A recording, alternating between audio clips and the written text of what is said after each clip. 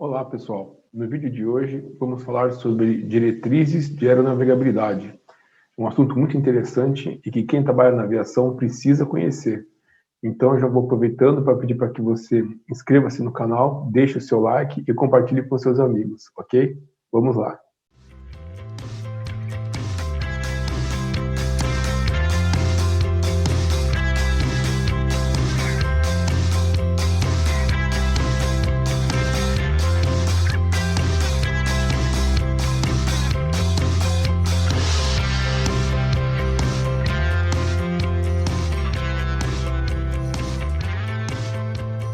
Então, diretrizes de aeronavegabilidade, Airworthiness Directive, o que é e para que serve? Diretriz de aeronavegabilidade, em inglês chama-se Airworthiness Directive, é o termo mais conhecido internacionalmente, né? Aqui é a tradução para o Brasil. São documentos que são emitidos pela autoridade aeronáutica, seja a ANAC no Brasil, o FAA nos Estados Unidos, a EASA na Europa, o TCCA no Canadá e assim por diante. E elas são aplicáveis ao produto aeronáutico no estado de projeto, né? Isso eu vou explicar agora. O que é um produto aeronáutico? São aeronaves, motores, hélices e equipamentos, também no estado de registro. Então, um exemplo, né? A aeronave Boeing, ela é fabricada nos Estados Unidos, então o estado de projeto é Estados Unidos, mas voa no Brasil.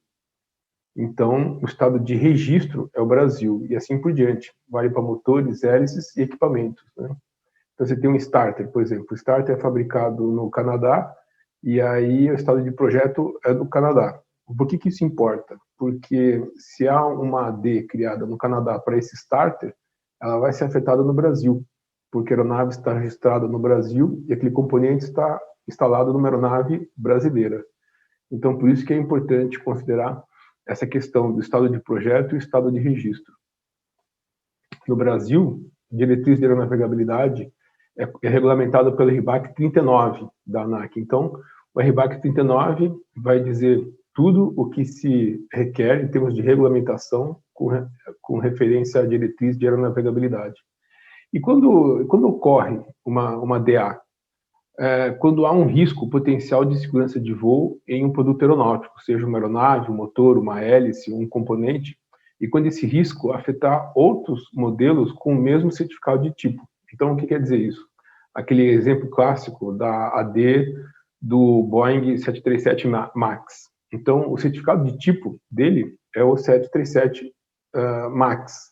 Então, uma AD que afete essa aeronave, ela vai botar em risco toda a frota desse modelo. Então, é emitida uma DA, justamente para que se preserve a segurança de voo.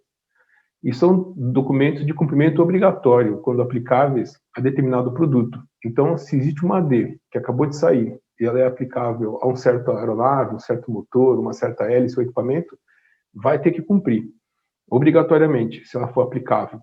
Então, não tem essa de opcional, né? Essa é a diferença da diretriz de aeronavegabilidade para o boletim de serviço. O boletim de serviço ele tem um caráter opcional porque ele é emitido pelo fabricante, pelo detentor do certificado de tipo. E a DA é obrigatória porque ela é emitida pela autoridade aeronáutica. E aí o que acontece? Se você tem uma diretriz de aeronavegabilidade que ela é obrigatório cumprir, se você não cumpre, o que acontece? Pode ocasionar suspensão, cassação do certificado de aeronavegabilidade, além de multas e outras penalidades cabíveis. A suspensão do CA, que a gente fala, o certificado de aeronavegabilidade, você suspende o direito dessa aeronave voar até que se cumpra a AD.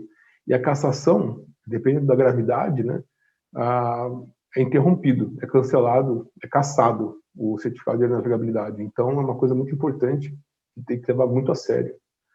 E podem determinar uma inspeção, né? Uma AD, ela começa pedindo uma inspeção na aeronave para poder ter um mapeamento da frota toda, né? Naquele estado de registro, né? E até para o estado de projeto. Então, o interesse é que você inspecione toda a frota mundial, por exemplo, para ver se há uma determinada condição de insegurança. E aí, numa segunda parte da AD, por exemplo, ele pede para substituir um item que esteja deficitário, ou modificar algum item que esteja apresentando alguma discrepância. E ainda vai ter limitações ou condições especiais de operação. Então, numa determinada parte da AD, ela limita a operação numa certa altitude, num certo envelope de voo. E também as ADs podem ter partes diferentes. Então, a parte 1 pede para você inspecionar, por exemplo, a parte 2 pede você fazer uma substituição, e a parte 3 pede para você fazer uma modificação definitiva. Então, elas podem ser partes 1, 2, 3, A, B, C, e os prazos também são distintos de cumprimento. Então, vai ser muito comum você ver uma DA que a parte 1 é para cumprir antes do primeiro voo, ou seja, groundeou a frota, né? Groundeou aquela aeronave. Ele tem que cumprir antes de voar, que geralmente vai fazer uma inspeção para checar se está com uma condição irregular, uma trinca, uma falha. E a parte 2 é, até os próximos 30 dias, por exemplo, faça uma segunda inspeção ou uma substituição, né? E a parte 3, né, no caso de prazo, seria daqui até o próximo cheque C, você deve substituir, modificar o equipamento, e aí você vai ter que parar no hangar, vai ter que abrir a aeronave, né? Desmobilizar ela inteira para poder fazer essa modificação, que às vezes é uma modificação grande.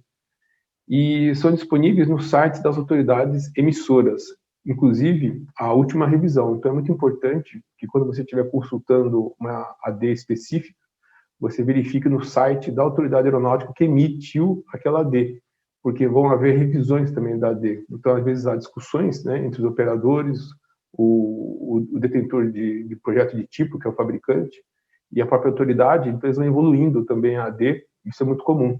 Então é importante que você esteja sempre cumprindo a última versão daquela AD. E uma coisa que existe também, que é importante citar, são os métodos alternativos de cumprimento. Então, o que a gente chama em inglês de AMOC, Alternate Mean of Compliance, método alternativo de cumprimento. A gente solicita isso, né, para alterar ou o método para você cumprir aquela AD, ou o prazo de cumprimento da AD. Então, se existe uma situação em que foi emitida uma AD e é para cumprir antes do próximo voo, ou é para cumprir antes do próximo cheque C, e você vê que tem uma condição segura de prosseguir, né, numa condição alternativa de prazo, você propõe isso para a autoridade, eles sempre vão avaliar. Não quer dizer que vão conceder, mas você pode solicitar. Alguns casos, né, você pode até solicitar, você pode solicitar um método alternativo que as autoridades fornecem, né, quando já estiver disponível. Então, se é uma situação em que já existe assim um caminho, né, alternativo para cumprir aquela AD, e você solicitar para a autoridade, eles te instruem uma maneira alternativa de você cumprir. E sempre que você for propor um método alternativo, você não pode sair usando. Isso é muito importante. Você tem que esperar primeiro a ANAC, no caso do Brasil, autorizar, aprovar esse método de cumprimento alternativo, e aí sim você pode aplicar na sua aeronave. É uma coisa importante, né? Se cria uma AD, né? Sexta-feira, às 6 horas da tarde, aí emite uma AD, groundeia a frota toda. Onde parar, parou. Né? A aeronave onde pousar, pousou, não sai mais do lugar. Só que você precisa, eventualmente, transportar essa aeronave para uma base de manutenção, um aeroporto que tenha instalação de manutenção. Então, você solicita uma autorização de translado para cumprir essa AD no MRO, numa oficina. Então, necessita ser solicitado formalmente pelo operador à autoridade. A companhia aérea, por exemplo, vai ter que solicitar, encaminhar para a autoridade um pedido formal, tem procedimentos para isso, para você solicitar um translado para o cumprimento daquela AD. E serve para deslocar exclusivamente para o centro de serviço, ou seja, nesses casos, a AD ela é tão complicada, ela é tão perigosa, a ideia é prevenir um risco tão grande que é exclusivo, essencialmente, um translado técnico para cumprir aquela modificação. E dependendo do caso, pode não ser concedido, né? Vejamos esse exemplo aí que a gente citou um pouco mais cedo, do Boeing 737 MAX, era uma coisa tão grave, que quando a autoridade chegou na conclusão de emitir a DA, groundeou as aeronaves onde estivesse e não podia mais fazer mais nada, né? Então o risco era muito grande. É um exemplo onde não é concedido o translado. Diretriz e programa de manutenção. Então, uma DA ela pode ser incorporada ao programa de manutenção de uma aeronave, de um motor, de uma hélice ou de um componente. Como é que funciona isso, né? Se essa AD ela solicita inspeções de tempos em tempos naquela estrutura da aeronave, por exemplo, Então, ela é uma AD repetitiva, né? E essas AD repetitivas, com o tempo, elas são incorporadas ao programa de manutenção daquelas aeronaves, mesmo dos motores, ou hélices, ou componentes. Então, é muito comum isso. A AD é criada, ela é repetitiva, e ela, com uma revisão do programa de manutenção, ela começa a fazer parte do programa de manutenção. Porque ela, além de ser uma melhoria, o fabricante aceita aquilo como melhoria, como uma questão de prevenção e segurança de voo. Havendo diferença entre um cumprimento e outro, prevalece o cumprimento da AD em detrimento à tarefa do programa de manutenção. Isso aqui não é tão comum de acontecer, mas é possível, onde você tem a tarefa de manutenção mandando você cumprir de certa forma e a AD mandando você cumprir de outra forma. Sempre vai prevalecer, na dúvida, o cumprimento da AD. E aqui um exemplo, né, onde que a gente encontra isso no site da ANAC. Então, basicamente, essa é a carinha do site, né? Aí você solicita aqui na parte da Superintendência de Aeronavegabilidade, a SAR, tem aqui o menu, e aí você entra na parte de Diretrizes de Aeronavegabilidade Brasileiras, ou seja, todas as DAs emitidas pela ANAC para aeronaves ou projetadas aqui no Brasil, como exemplo, os aviões da Embraer. E aí, só para dar um exemplo, né?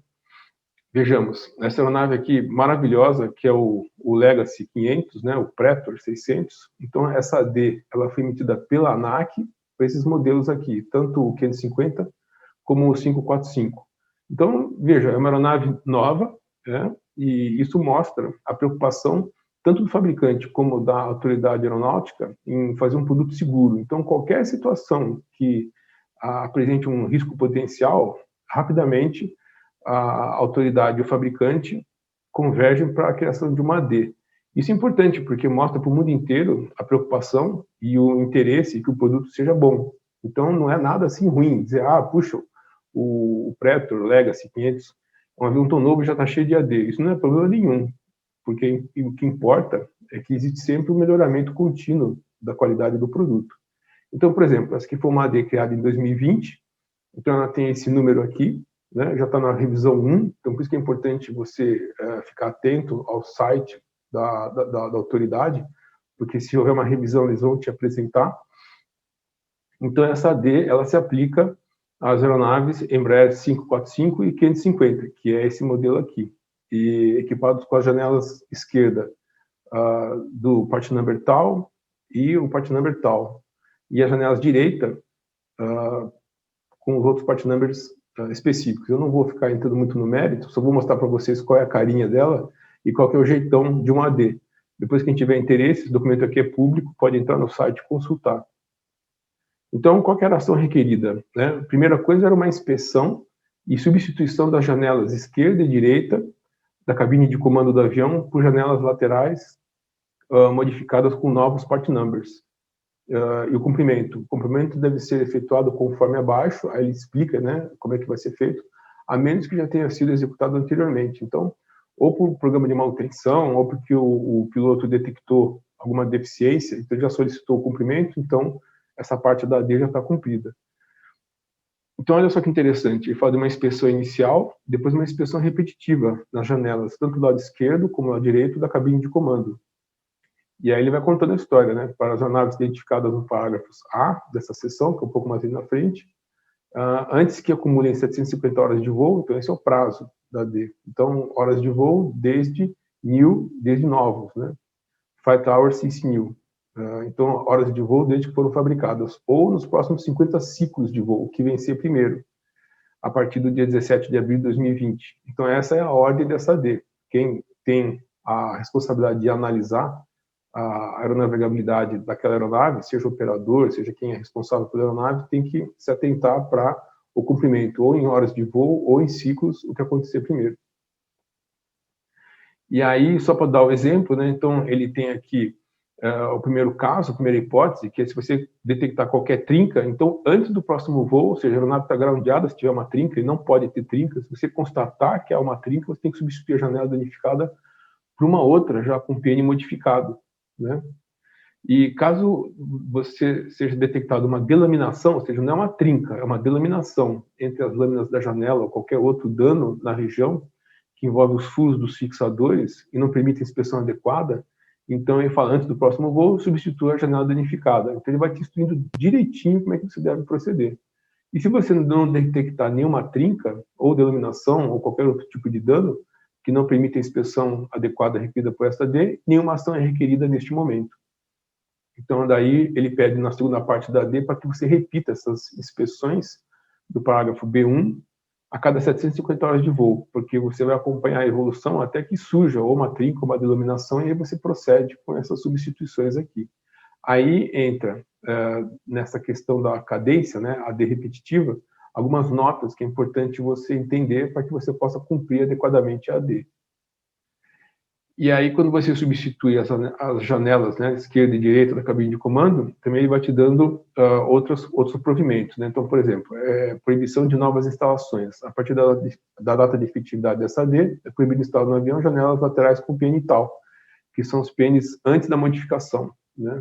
Só pode instalar os PNs que sejam pós-modificados, porque muito provavelmente eles são reforçados ou tem algum outro tipo de modificação que evita a trinca e a delaminação. E o método alternativo de cumprimento, olha só, essa AD ela já tem um método de cumprimento que pode ser usado se for aprovado pelo gerente geral de certificação de produtos da ANAC. Essa aqui é uma seção da ANAC que fica em São José dos Campos, né? Então, é esse pessoal que analisa se você for solicitar um método de cumprimento alternativo.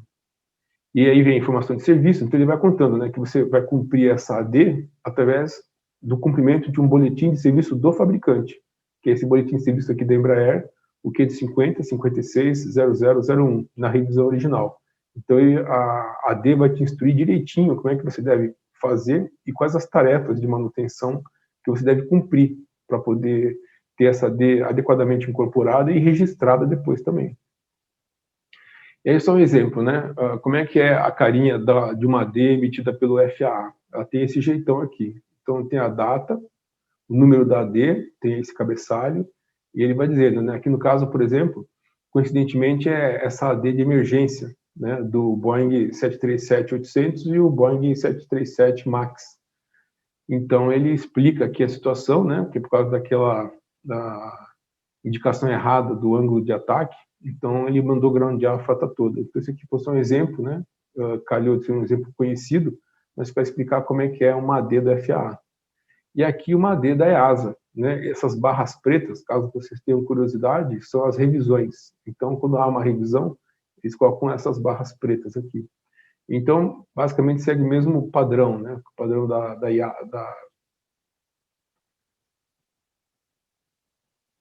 Então, ele segue basicamente o mesmo padrão, né? Que é o padrão da ICAO. Então, vai o número da AD, aqui também já está na revisão 1, foi emitida no dia 20 de julho de 2020, e é para o Airbus A350. Então, mais uma vez, né, porque tem uma AD na A350 que ele é inseguro, muito pelo contrário, uma maneira de você aperfeiçoar o produto e aprimorar a segurança dele. Então, vai dizer aqui quais são os provimentos, né, para qual projeto de tipo ele é afetado, e aí vai ser uma AD para ATA 31. Então, indicação e sistemas de registro, painel de controle integrado e modificação. Então, ele vai te dar as instruções de como cumprir essa AD aqui. Então é isso, pessoal. Eu espero que vocês tenham gostado do vídeo. Já deixo aí o pedido para que vocês, se gostaram, deixem um like, se inscrevam no canal e compartilhem com seus amigos, ok? Obrigado e até a próxima.